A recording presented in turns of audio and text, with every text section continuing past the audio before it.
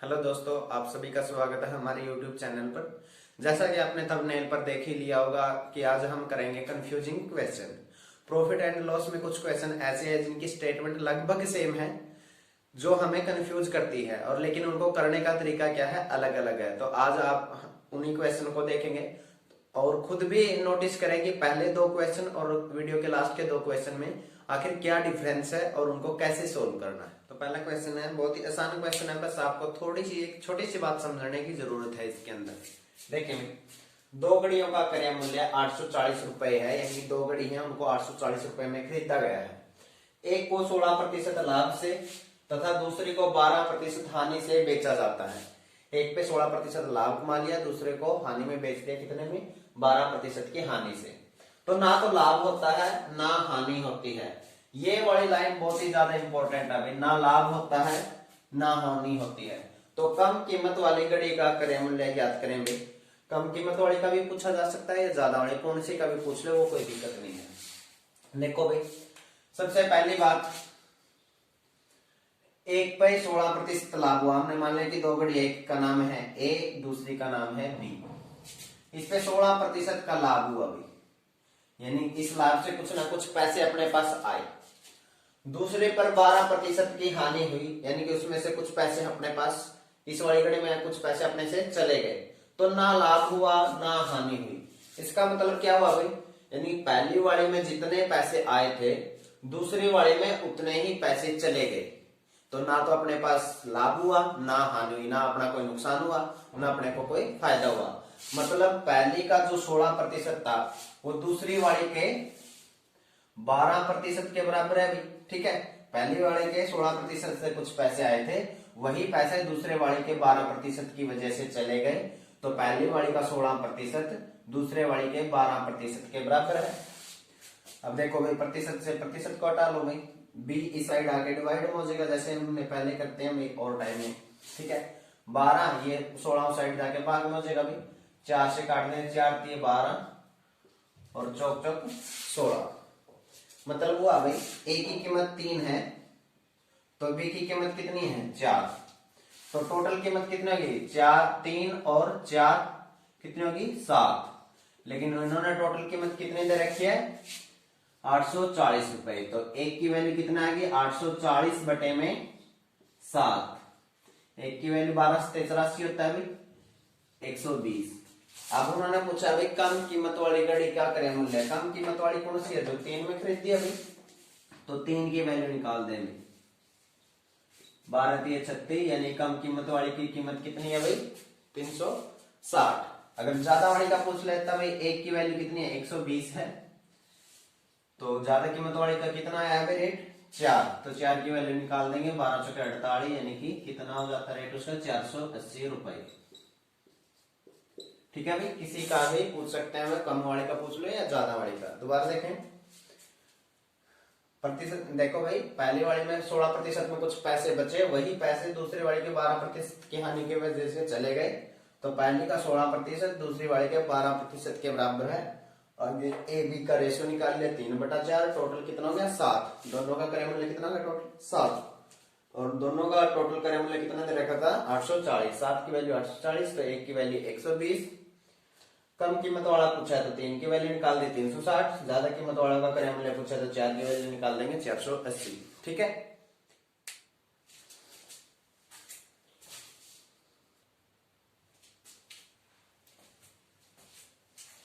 अगला क्वेश्चन है अभी, दो वस्तुओं का क्रय मूल्य 2700 रुपए है। एक को 20% लाभ से तथा दूसरी को 25% हानि से बेचा जाता है।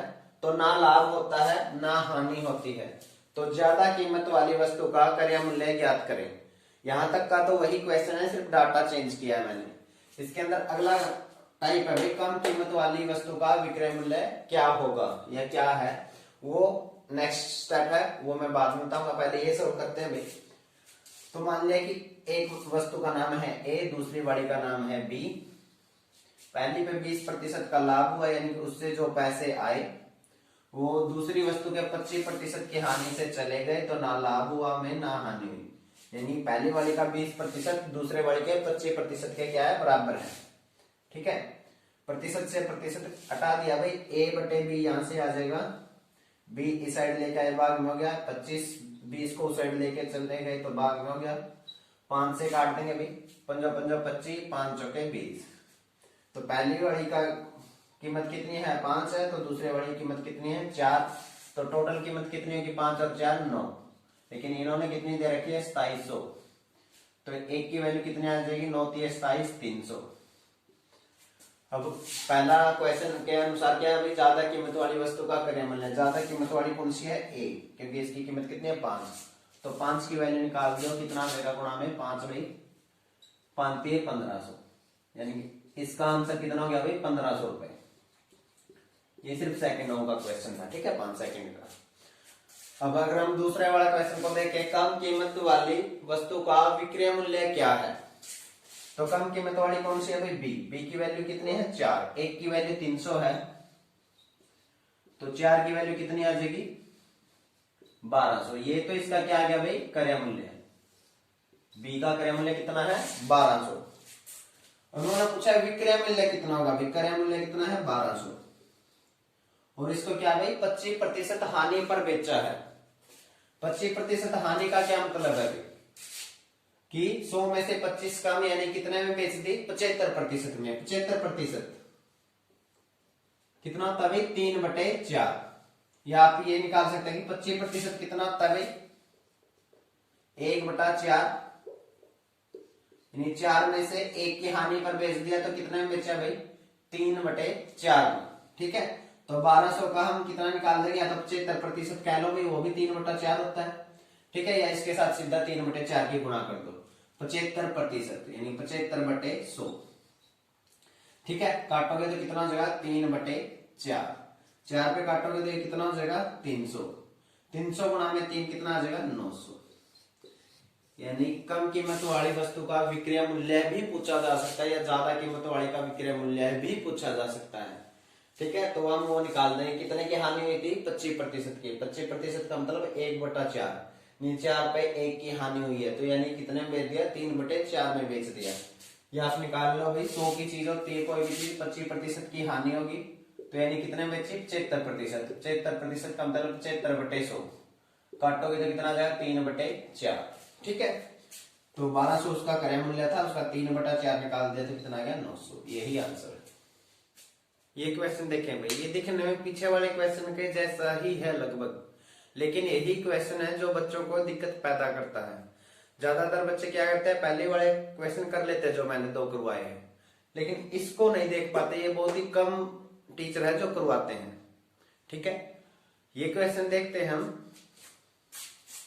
एक आदमी 2 खिलौने ए और बी को 650 रुपए में खरीदता है। वह ए को 20% लाभ से और बी को 25% हानि पर बेचता है, और वह पाता है कि दोनों का विक्रय मूल्य समान है। तो ए का क्रय मूल्य ज्ञात करें, या वो बी का भी पूछ सकता है, ठीक है। पीछे वाले क्वेश्चन में क्या दिया होता था कि ना लाभ होता है ना हानि होती है, तो हम लिख देते थे भी ए का 20% बी के 25% के बराबर है, वहां से ए और बी का रेशियो निकाल लेते थे। लेकिन इसमें क्या कहा है कि दोनों का विक्रय मूल्य समान है, ये ए है भाई और ये बी है, ठीक है। ए को 20% लाभ से बेचा गया है, यानी कि कोई भी चीज अपने आप का कितना होती है 100%, 20% लाभ, यानी कि ए को कितना बेचा है, ए के 120% पर बेचा गया है। 100 की वो चीज थी, 20% लाभ मान लिया, तो ए के 120% पर बेचा गया। दूसरी बात है बी को 25% हानि से बेचा गया, यानी बी अपने आप का कितना था 100%, 25% की हानि होगी तो कितने में बी के 75% में इसको बेचा गया है, ठीक है। दोनों का विक्रय मूल्य समान है, ये ए का विक्रय मूल्य है, ये बी का विक्रय मूल्य है, दोनों का विक्रय मूल्य समान है, तो मैंने क्या लिख दिया बराबर लिख दिया, ठीक है। प्रतिशत से प्रतिशत हट गया, ए बटे में बी भाई, ये 75 बटे में 120, 15 बटे 75 भाई, 15 8 120, 5/8, ये वही आ गया भाई। ए का क्रय मूल्य कितना है 5, बी का क्रय मूल्य कितना है 8, टोटल क्रय मूल्य कितना हो गया 8 और 5 13, जिसकी वैल्यू कितनी दे रखी है क्वेश्चन में 650। एक की वैल्यू कितना है 13 पंजे 65, तो ए की वैल्यू कितना है 50। ए का क्रय मूल्य बताना, तो अभी ए का क्रय मूल्य कितना है 5, तो 5 की वैल्यू निकाल देंगे, दोनों साइड 5 से गुणा कर देंगे, 5 5 25 कितना आ गया भाई 250 रुपए। बी का पूछा होता तो भाई ए की वैल्यू 50 है और बी का क्रय मूल्य कितना 8, तो 8 की वैल्यू निकाल देते हो, कितना होता है 8 पंजे 40 यानी 400 रुपए हो जाता है। ठीक है, बस एक बात का ध्यान रखना कि इसमें क्या बोल रहा है विक्रय मूल्य समान है, विक्रय मूल्य समान है तो हम विक्रय मूल्य को बराबर करते हैं। ठीक है, अगर बोला था लाभ या हानि नहीं हुआ भाई तो फिर ए का 20% और बी के 25% के बराबर हो जाता है। ठीक है, इस बात का ध्यान रखना। इसका ये लास्ट क्वेश्चन है, देखें भाई, एक आदमी दो खिलौने ए और बी को 990 रुपए में खरीदता है, वह ए को 20% लाभ से और बी को 44% लाभ पर बेचता है। वह पाता है कि दोनों का विक्रय मूल्य समान है, तो ए का विक्रय मूल्य ज्ञात करेंगे। ठीक है, ए का विक्रय मूल्य हमें बताना है, ए का बता दो या बी का, दोनों का समान दे रखा है तो सेम ही आंसर आएगा भाई। ठीक है, देखो भाई ए को 20% लाभ से यानी कि ए को 120% पर बेचा गया भाई। ठीक है, बी को 44% लाभ से यानी कि 144% पर बेचा गया भाई, बी का 144%। दोनों का विक्रय मूल्य समान है तो बराबर, प्रतिशत से प्रतिशत हटा दो भाई, ए बटे बी कितना आ जाएगा अपना 144 और 120 को साइड लेके जाएंगे तो 120, इसको काट लो भाई, 24 पंजे 120, 24 के 144 कितना आ जाएगा 6/5। ठीक है, अब भाई ए कितने का 6 का, बी कितने का 5 का, तो टोटल कितने के हो गए 6 और 5 11, लेकिन इन्होंने कितने का दे रखा है क्वेश्चन में 990 का, तो ए की वैल्यू कितना है 11 9 99 90 आ गई भाई। हमें बताना है ए का विक्रय मूल्य, तो पहले ए का क्रय मूल्य निकालना पड़ेगा भाई, कितना 6, तो गुणा में क्या कर देंगे भाई 6 6 9 54, यानी कि ए का क्रय मूल्य कितना आ गया 540। लेकिन हमें क्या बताना है भाई विक्रय मूल्य, तो 540 और इसको कितने पे बेचना है भाई 20% के लाभ पे, तो 20% का मतलब कितना होता है भाई 100% का खुद है, 20% का लाभ हो गया यानी कि 120%, या तो ऐसे निकाल लो कि इसका 120% निकाल दो, या फिर 20% कितना होता है भाई 1/5, 5 के ऊपर 1 का लाभ कमा गया यानी कि कितने में बेचा 6/5 में, तो 6/5 5 पे काट दो भाई, 5 एकम 5 ना जोड़ने की 0, 5 8 40, 6 की गुणा करो 6 8 48, 6 एकम 6, तो ए का विक्रय मूल्य कितना आ जाएगा भाई 648 रुपए। आज के लिए इतना ही, थैंक यू।